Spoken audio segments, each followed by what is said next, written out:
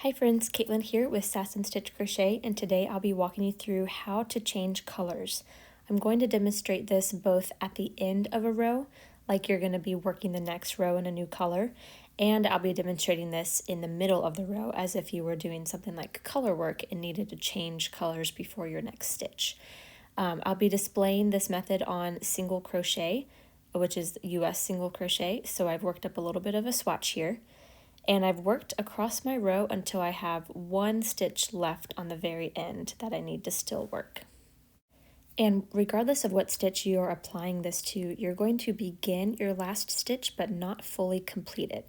So for single crochet, I'm going to insert into the last stitch, yarn over and pull through, and I'm going to pause here when I have 2 loops on my hook. Normally you would yarn over and pull through the last 2 loops, but we're not going to do that step at this time. We're just going to work our stitch until we have 2 loops left on our hook. And this applies for any stitch that you might be working. Let's say you're working a double crochet, you would work that double crochet until you only have 2 loops left on your hook. Basically, you're not completing the last step of the stitch. Okay, so at this point we are going to drop the color that we've been currently working with, and we're going to bring over our new color that we want to introduce. We're going to drape this new color on the end of our hook, making sure that we're leaving enough of a tail that we can weave in this color later on. Now I'm going to use that new color to pull through the last 2 loops on my hook.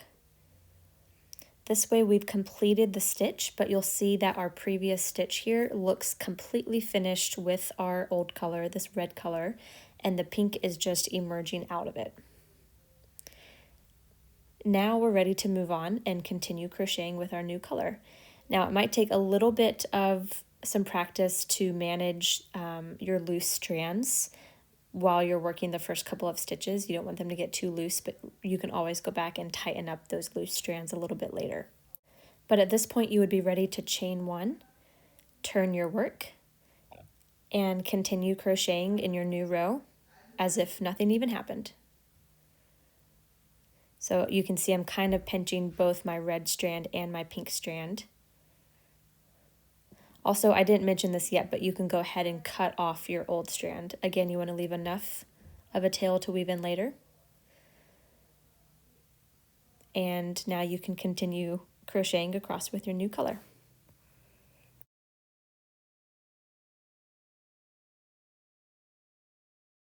Now let's say that you're needing to change colors in the middle of your row somewhere.